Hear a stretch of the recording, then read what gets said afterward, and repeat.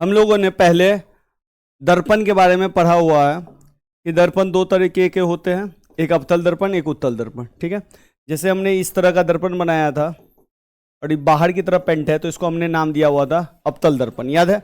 इसी तरीके से इस तरह से दर्पण बनाया था और ये हो गया आपका उत्तल दर्पण, याद आया। अब देखिए बाबू, ऐसे करके था, इसको हम P बोलते थे, इसको हम F बोलते थे और इसको हम क्या बोलते थे, C बोलते थे। यहाँ पे हमारा F होता था और यहाँ पे हमारा C होता था। वस्तु को हम यहाँ रखते थे, वस्तु को हम यहाँ रखते थे, याद है। ध्यान रखिएगा, वस्तु याद है ना, बिंब, वस्तु, दर्पण, दर्पण ये है, दर्पण से जो दूरी है ये वस्तु की, इसको हम बोलेंगे U। क्या बोलेंगे, U। बात समझ में आया। दर्पण से वस्तु की जो दूरी है यहाँ तक, उसको हम क्या बोलेंगे, U। कहीं ना कहीं इमेज भी बनेगा, जैसे मान लीजिए यहाँ टकराया, यहाँ से फोकस से गुजरा, फिर ये इधर से गुजरा। ठीक है, इमेज कहाँ बना, यहाँ पे इमेज मतलब प्रतिबिंब कहाँ बना, जहाँ पे कटिंग हुआ। दर्पण से इसके बीच की जो दूरी हो उसकी भी बोलेंगे भी। क्लियर है। वस्तु को बोलेंगे U दूरी पे और प्रतिबिंब को बोलेंगे भी दूरी पे। क्लियर है। अब ध्यान से देखिए, C को हम बोलते हैं R। ठीक है, R भी बहुत सारे लोग बोलते हैं, और R बराबर होगा 2F, यानी कि ये जितना है उतना ही ये, यानी कि F बराबर हो गया R/2। क्लियर है। रेडियस, हाँ इस तरह से समझ लेंगे, R फॉर रेडियस नहीं समझिएगा, ये सेंटर ऑफ कर्वेचर C का फॉर्मूला है। क्लियर है, यहां तक कोई दिक्कत। अब एक चीज और समझते हैं कि भैया ये चीज तो समझ रहा हूं U भी, लेकिन है क्या, तो एक सूत्र होता है दर्पण सूत्र। दर्पण सूत्र, उस दर्पण सूत्र का जो फॉर्मूला है 1/U + 1/V = 1/F, इससे हमारा काम चलेगा। ठीक है, U क्या है, बिंब की दूरी, वस्तु की दूरी, V क्या है, प्रतिबिंब की दूरी, F क्या है, फोकस दूरी। फोकस दूरी समझ गए, फोकस दूरी का मतलब यहां से यहां, स्मॉल f। क्लियर है। अब एक चीज समझिए, इतना चीज तो समझ गए, लेकिन ये इतना ही चीज से काम नहीं चलेगा, इसमें एक चीज और चाहिए। क्या चाहिए, चिन्ह परिपाटी, साइन कन्वेंशन। साइन कन्वेंशन बड़ा आसान है, रटना नहीं है। आपको एक्स एक्सिस वाई एक्सिस याद है, कोऑर्डिनेट ज्योमेट्री में सेम यही काम करेगा। एक्स एक्सिस वाई एक्सिस हम कैसे बनाते हैं, ऐसे बनाते हैं।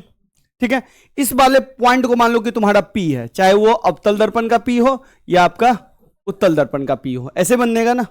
अवतल दर्पण में इधर हो जाएगा, अवतल दर्पण में इधर हो जाएगा। ठीक है, इधर x क्या होता है, प्लस, तो इधर वाला जो भी चीज होगा वो किस में होगा, इधर x एक्सिस क्या होता है, तो इधर वाला कितना होगा, माइनस में।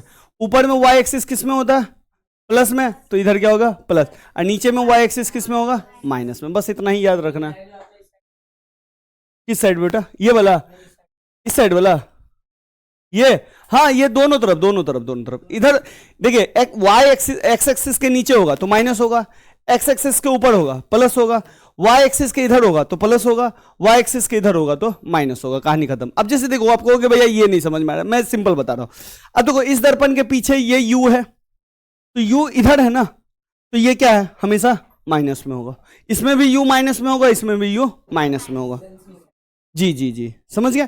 इस साइड है ना एक्सिस, तुरंत ये P समझ रहे हैं, ये क्या है आपका एक्सिस है, ऐसे करके कर लेना।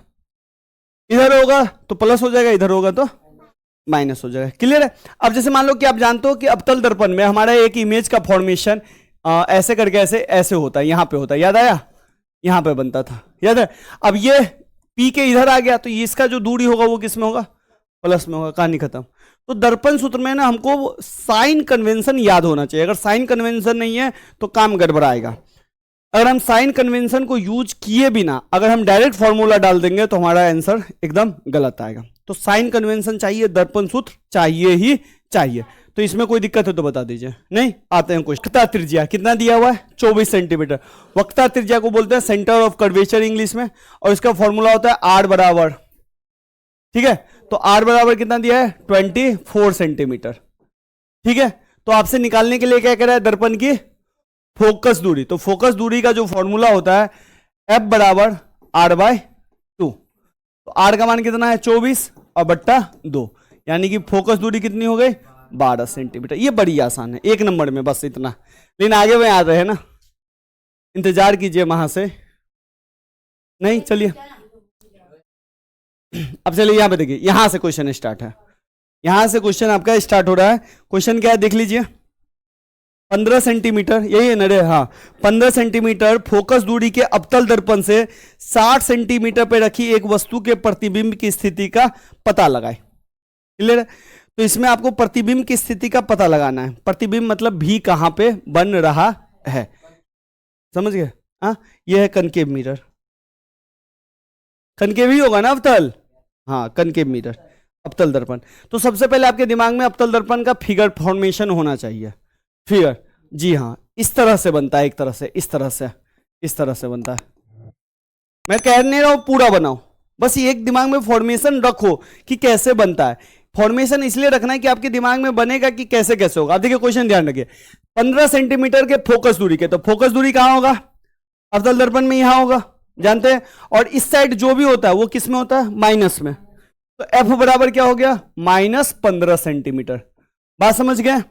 अब अगर आपको अवतल दर्पण पता ही नहीं है कि कैसे बनता है तो आप माइनस प्लस ही भूल जाओगे, क्योंकि आप जानते हो अवतल दर्पण में ये फोकस दूरी इधर होगी और इधर 2 होती तो क्या होता? +15। बात समझ गए? तो आपको पता होना चाहिए अवतल दर्पण कैसे बनता है। क्लियर है? अब आइए, फोकस दूरी के अवतल दर्पण से 60 सेंटीमीटर पर रखी गई एक वस्तु के प्रतिबिंब की स्थिति का पता लगाइए। वस्तु कितनी दूरी पर रखी गई है? तो वस्तु किधर रखी जाएगी? इधर रखी जाएगी कि इधर रखी जाएगी? वस्तु हमेशा इधर रखी जाएगी। तो हमेशा चाहे अवतल दर्पण हो या उत्तल दर्पण हो, वस्तु हमेशा माइनस में ही होगा। समझ गए? ध्यान रखिएगा। तो यू हो गया -60 सेंटीमीटर। क्लियर है? पता किसका लगाना है? प्रतिबिंब। प्रतिबिंब को बोलते हैं भी। प्रतिबिंब की दूरी को क्या बोलते हैं? भी। तो सिंपल भी।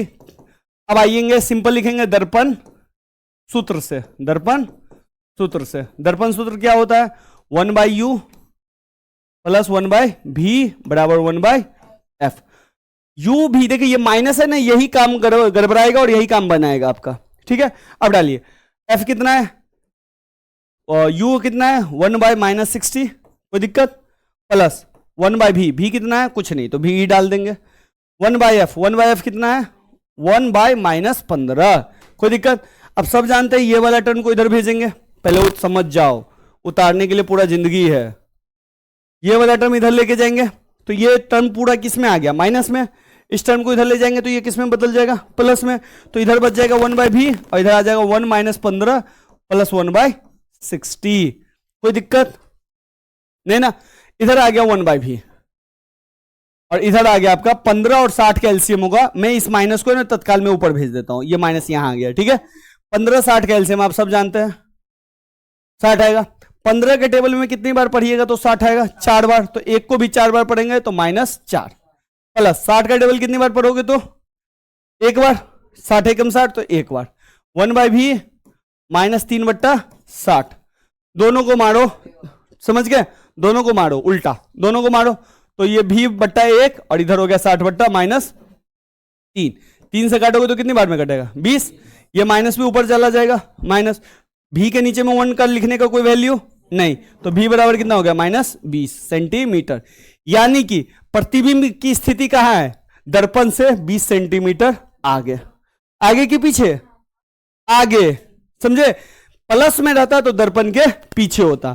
तो भाई हम इसमें लिखेंगे प्रतिबिंब दर्पण के आगे 20 सेंटीमीटर की दूरी पर बना है। बस इतना है। और ये नंबर आपको दिला के जाएगा 5 नंबर। जी 5 नंबर मैक्सिमम है सीबीएसई में। बिहार बोर्ड में 6 नंबर का क्वेश्चन आता था पहले, 5 नंबर। इतना बस देखो कैलकुलेशन। हम लोग सर बोलते थे कि परिभाषा और न्यूमेरिकल्स में है ना, इसको बोलते हैं न्यूमेरिकल्स। न्यूमेरिकल्स पे ध्यान दो, न्यूमेरिकल्स पूरा नंबर दे ला के जाएगा। अच्छा ध्यान कहां देना पता है ना? यू बोलते हैं वस्तु की दूरी को, भी बोलते हैं प्रतिबिंब की दूरी को, लेकिन इसमें सबसे इंपॉर्टेंट बात है साइन कन्वेंशन। जब भी हम क्वेश्चन हाथ लगाएंगे तो साइन कन्वेंशन ध्यान रखेंगे। साइन कन्वेंशन बड़ा आसान है, X axis Y axis. Clear है? नेक्स्ट क्वेश्चन आता है। ये क्वेश्चन, एक अवतल दर्पण के सामने उसके अक्ष पर 10 सेंटीमीटर दूर रखी हुई वस्तु कितने मीटर सेंटीमीटर दूर है? यानी कि u कितना हो गया? 10 + 10 या -10? क्यों -10?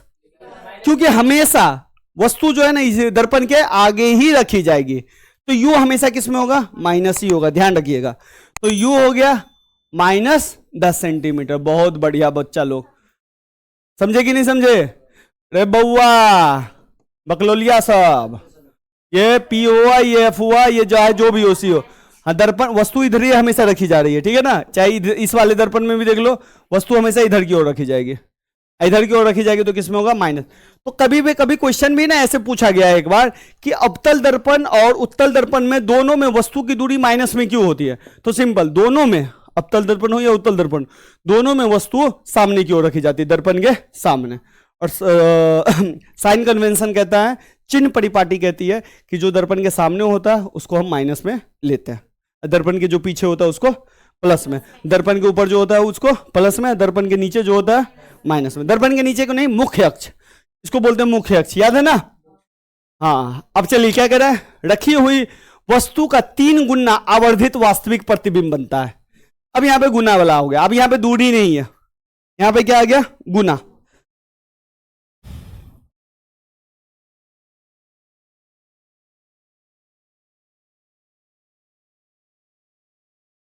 अच्छा, प्रतिबिंब कौन सा है देखो तो, वास्तविक है या काल्पनिक, कौन सा प्रतिबिंब है, क्वेश्चन में पढ़ो।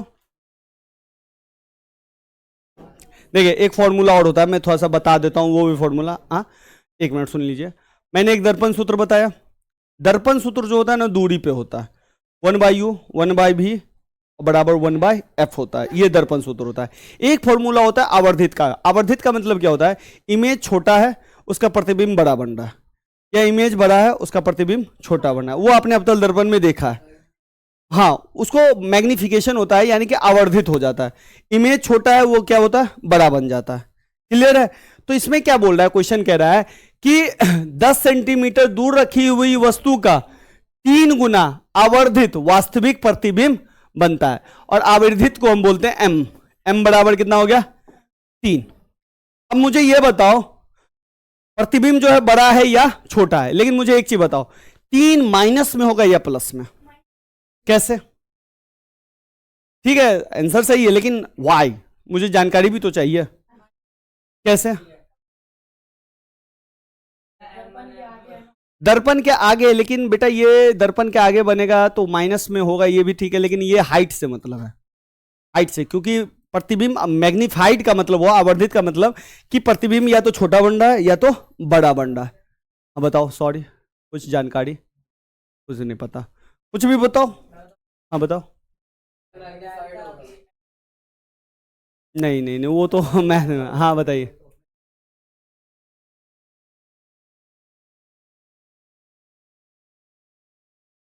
नहीं ऐसे नहीं होगा, ये कोई जानकारी नहीं है। हाँ देखिए, अवतल दर्पण में याद कीजिए, अवतल दर्पण याद कीजिए, टोटल 5-6 केस था, 5 केस का वास्तविक प्रतिबिंब बन रहा था, और ध्यान से देखो सबका उल्टा बन रहा था। उल्टा कहने का मतलब है इस लाइन के नीचे बन रहा था, और अब भी मैंने बताया इस लाइन के नीचे बनेगा तो वो क्या होगा, माइनस होगा। तो इसका मतलब ये m हो गया -3। इसलिए मैं कहता था अवतल दर्पण ध्यान रखना, समझे? तो m बराबर क्या हो गया, -3। अब m का भी एक फॉर्मूला होता है, और m का जो फॉर्मूला होता है वो सिंपल है, इसको बोलते हैं -v/u। तो दर्पण सूत्र तो आपने याद रखा है, तो m का एक फॉर्मूला होता है -v/u। -v क्या है ये समझ गए, क्या है ये, वस्तु की दूरी, और v क्या है, सॉरी उल्टा कर दिया क्या, प्रतिबिंब की दूरी, और u क्या है, वस्तु की दूरी। चलिए लगाते हैं भाई, m बराबर क्या लगाएंगे, -v/u बराबर -3, माइनस माइनस उड़ाओ, माइनस प्लस हो गया। v कितना है, v तो कुछ दिया ही नहीं है, हटाओ। u कितना है, -10, इधर कितना है 3, क्रॉस मल्टीप्लीकेशन, तो v बराबर क्या हो गया, -30 सेंटीमीटर। प्रतिबिंब की दूरी कितना आ गई, -30 सेंटीमीटर दर्पण से आगे। वस्तु की दूरी कितना हो गई, -10 सेंटीमीटर दर्पण से आगे। तो भैया क्या बनाना, प्रतिबिंब की स्थिति बताए, तो प्रतिबिंब की स्थिति तो आ गई -30 सेंटीमीटर दर्पण के सामने, माइनस में है ना, तो दर्पण के सामने या दर्पण के पीछे, सामने। बात समझ गए? तो ये सिंपल हो गया, v बराबर -30, यानी कि प्रतिबिंब दर्पण के सामने दर्पण के सामने 30 सेंटीमीटर की दूरी पर बनेगा। बेटा आवर्धित का मतलब आप लोग समझे क्वेश्चन में? मैग्नीफाइड, अरे मतलब समझे? इमेज छोटा होगा तो कभी बड़ा हो जाएगा, वो भी आवर्धित है। इमेज इतना बड़ा है वो क्या हो जाएगा? छोटा। अरे भैया याद करो कि हम सी पे रखते थे तो छोटा इमेज प्राप्त होता था यहां पे, याद कीजिए। याद आया? सी और अनंत के बीच में रखते थे तो जब अनंत से आता था तो एफ पे मिलता था। तो ये रखे हैं इतना बड़ा, आ रहा है बिंदु साइज तो छोटा हुआ ना। और कभी कभी हम फोकस पे रखते थे तो हमारा एकदम अनंत पे मिलता था, बहुत ही बड़ा। तो ये आवर्धित है। क्लियर है? जी बेटा, इसीलिए तो पढ़ा रहा हूं, नहीं तो मेरे को पैसा मिल रहा है फ्री फंड का तो काहे इतने मेहनत करे। सोचिए, हमको थोड़ी है कि आपका नींद खराब हो तो हो, मेरा भी नींद खराब हो जाए।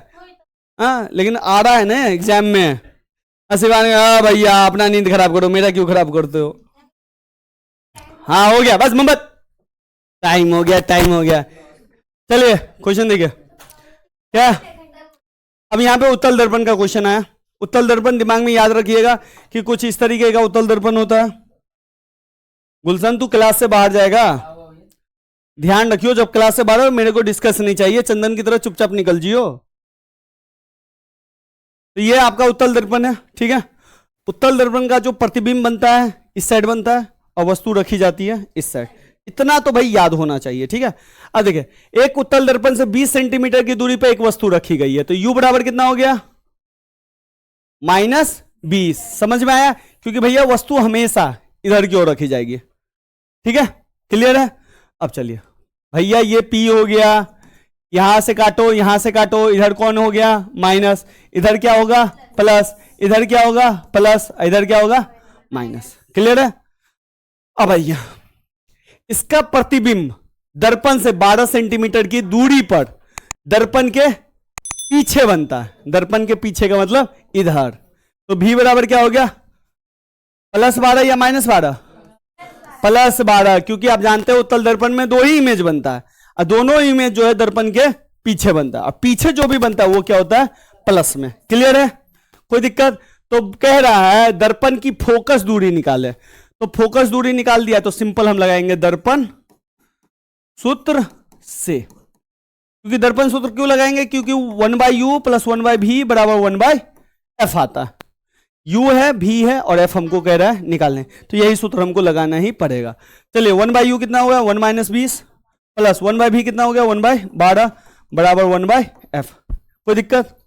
-20 और 12 कैल्शियम कितना होगा? चलिए मैं गुना करके ले रहा हूं, ठीक है। तो -200 सॉरी मैं +240 ले रहा हूं, ठीक है। इस माइनस को मैं यहां पे भेज रहा हूं, कोई दिक्कत?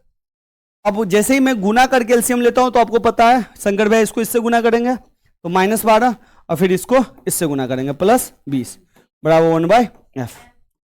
1/f -12 + 20 8 240 काटिए 30 बार में कटेगा तो ये आ गया 1/f बराबर 1/30। क्या करेंगे? दोनों को उल्टा मारेंगे, फ्लिप मार। -30 आएगा। कैसे -30 आएगा रे भकलोलवा? कैसे -30 आएगा रे? ये मिट कैसे गया? ये मिटा कैसे? -20 प्लस ये कितना था? 1/12। चलो ठीक है, अब ठीक है। तो भाई -12 +20 है, ये हो गया। फोकस दूरी कितना हो गया? 30। इसी क्वेश्चन में ये भी पूछ सकता था कि वक्रता त्रिज्या बताए। क्या बताए? वक्रता त्रिज्या। तो हमको क्या लगाना था? r बराबर 2f, क्योंकि वक्रता त्रिज्या होता है फोकस दूरी का डबल। तो 2 × 30 तो कितना हो गया? 60। बात समझ गए? अगर क्वेश्चन में फोकस ना देके वक्रता त्रिज्या रहता तो हम क्या निकालते हैं? ऐसे ही निकालते हैं दर्पण सूत्र से ही। किसको किसको पेट में दर्द हो रहा है बताइए तो थोड़ा। आपको दर्द हो रहा है तो चुपचाप पढ़ने पे ध्यान काहे नहीं दे रही हो? मुझे समझ में आना चाहिए ना कि बाहर में बच्चे नहीं है, कैसे मैनेज करना है। बकलोल वाला बच्चा बैच हो गया ये एकदम। इतना दूर से आई हूं, 1 किलोमीटर दूर से बस एक क्वेश्चन पढ़ने के लिए। उल्लू लड़की कहेंगे, दिमाग नहीं है।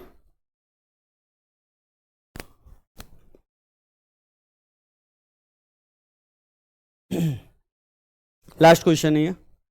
देखिए इस क्वेश्चन में देखिए दिमाग लगाइए क्या कर रहा है निकालने के लिए।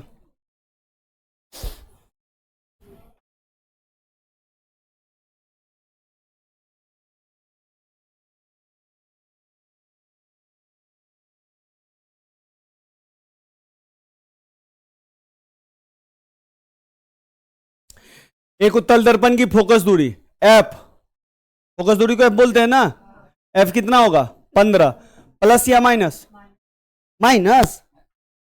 रे बकलोलवा, फोकस दूरी इधर होता है दर्पण में, उत्तल दर्पण में, तो प्लस हो गया। समझे कि नहीं समझे? आइए, इसके दर्पण के अक्ष पर दर्पण से 10 सेंटीमीटर की दूरी पर एक वस्तु रखी गई है। वस्तु किधर रखी जाती है, इधर या इधर? इधर। प्लस में या माइनस में? ध्यान रखिएगा, u बराबर -10। तो क्या कह रहा है, प्रतिबिंब का स्थान बताने के लिए कि कितनी दूरी पे है, और दूसरा प्रतिबिंब की प्रकृति। प्रकृति तुम लोग ऐसे भी बता दोगे अगर दिमाग लगाओ तो, क्योंकि उत्तल दर्पण है, उत्तल दर्पण में 2 केस बनता है, और दोनों केस में प्रतिबिंब दर्पण के आगे कि पीछे, पेंटिंग वाला भाग से इधर है तो पीछे है, समझ गए? इधर बनता है, तो इधर वाले वस्तु प्रतिबिंब जो बनता है इधर वास्तविक बनता है या काल्पनिक बनता है? तो प्रतिबिंब की प्रकृति कैसी हुई, बनाने से पहले ही पता चल जाएगा, समझ गए? हाँ, स्थान हमको बताना पड़ेगा कि कितने दूरी पे बना है। तो देखो u है, f है, और क्या कह रहा है निकालने के लिए, v। तो कौन सा फॉर्मूला लगाएंगे, दर्पण सूत्र। क्या होता है गुलशन दर्पण सूत्र? क्या होता है कुछ दर्पण सूत्र? बराबर, और से बात करने के लिए एकदम स्पीड से मुंह से निकलता है, बच बच बच बच बच। अब फॉर्मूला भैया बाथरूम आ गया, इसमें लिखा था।